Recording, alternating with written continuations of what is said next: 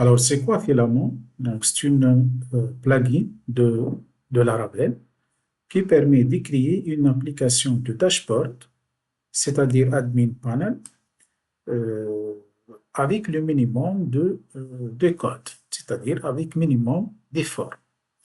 Alors, lorsque je vais cliquer sur documentation, ensuite get started, voilà, c'est la version, vous voyez ici, voilà, c'est la version 4.x. Donc, c'est la dernière version. Alors, comment installer cette framework? Aller sur Installation et on va voir et on va voir les prérequis nécessaires. Donc, on a besoin du minimum de PHP 8.2, Laravel minimum 11 et Tailwind CSS version 4. Alors, pour cela, je vais créer un dossier sur le bureau My App. Voilà.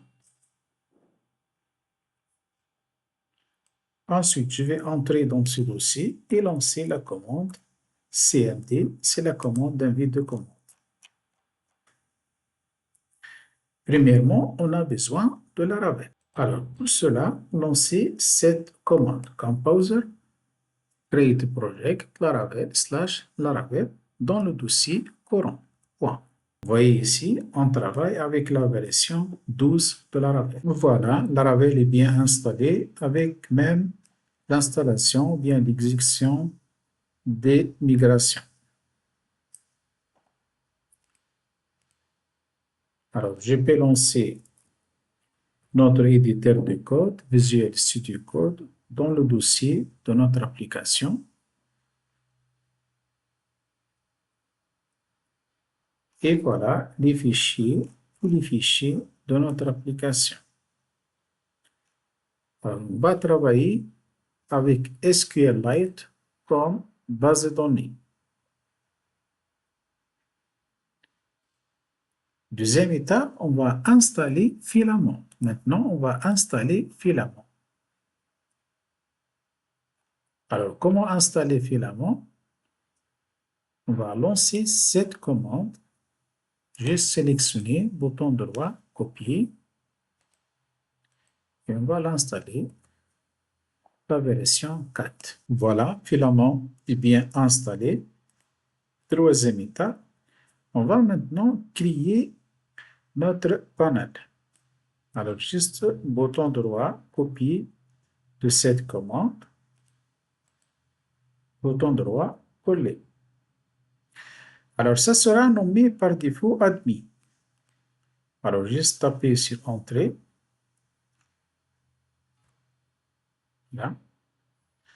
Et voilà, il a créé pas mal de fichiers. On va voir tout ça. Non, je n'ai pas besoin de GitHub. Ça sera No. Et voilà. Alors maintenant, je vais créer d'utilisateurs. Alors, juste taper la commande php artisan make filament-user. Entrée. Donc, l'utilisateur, ça sera nommé, par exemple, Kamel. Entrez votre adresse email.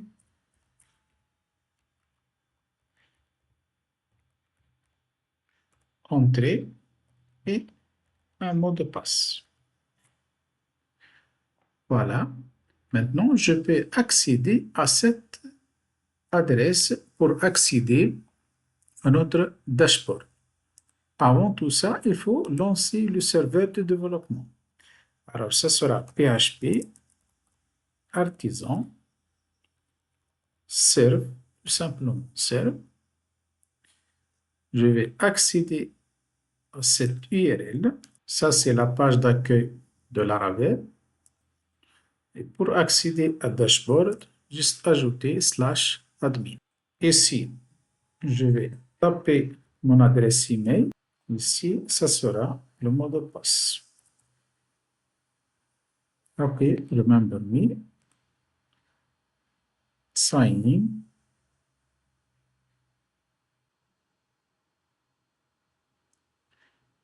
Et voilà notre dashboard.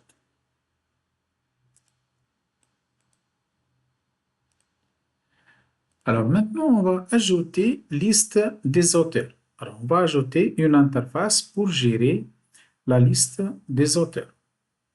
Alors, pour cela, donc on va garder cette fenêtre pour l'exécution du serveur. Je vais lancer un autre invite de commande.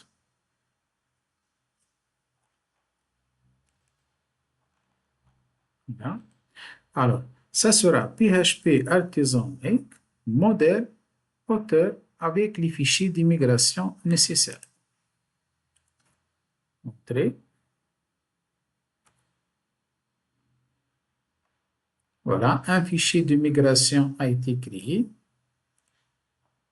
Allez dans les dossiers Database, ensuite Migration. Et voilà le fichier de migration. Alors, pour l'instant, l'utilisateur possède l'identifiant, un nom et les deux champs Created at et Updated at. Donc, soyez le plus simple possible. Alors maintenant, on va lancer la migration pour créer la table auteur. Ça sera PHP Artisan Migrate. Voilà, notre migration a été créée.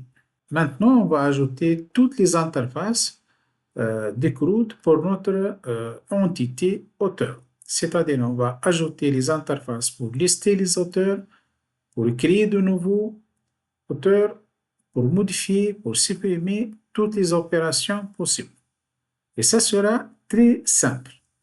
Pour cela, ça sera PHP Artisan make filament ressources et le nom de l'entité auteur.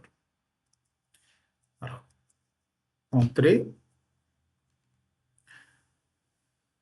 Le nom du modèle, ça sera le même nom auteur, juste entrée. Est-ce qu'on va créer une page read-only pour les auteurs? Non. Est-ce qu'elle va générer les formulaires à partir de notre base de données auteurs? Et voilà, notre CRUD a été bien créé. Alors, juste, je vais actualiser la page. Et voilà, un nouveau bouton apparaître ici pour gérer les auteurs. Alors, juste cliquer sur Authors. Voilà, on va ajouter un auteur. Alors, ça sera, par exemple,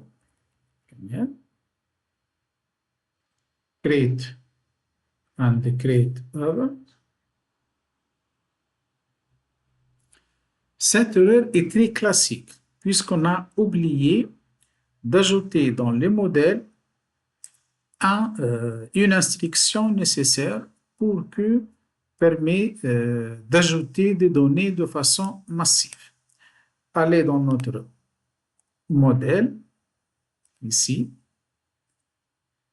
modèle, auteur, on va ajouter une autre lignée ici, c'est Protected File Name. Alors, j'actualise la page. On va vérifier est-ce que l'auteur a été ajouté ou non. Non.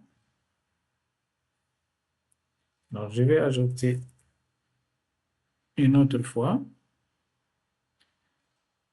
On va ajouter, par exemple, des auteurs. Voilà. L'auteur est bien créé. Cliquez sur Authors.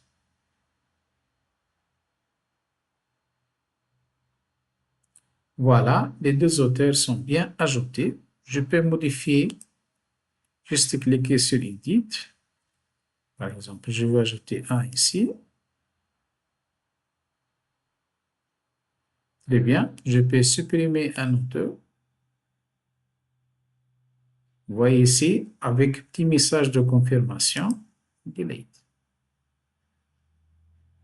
Et voilà, c'est la fin de cette vidéo.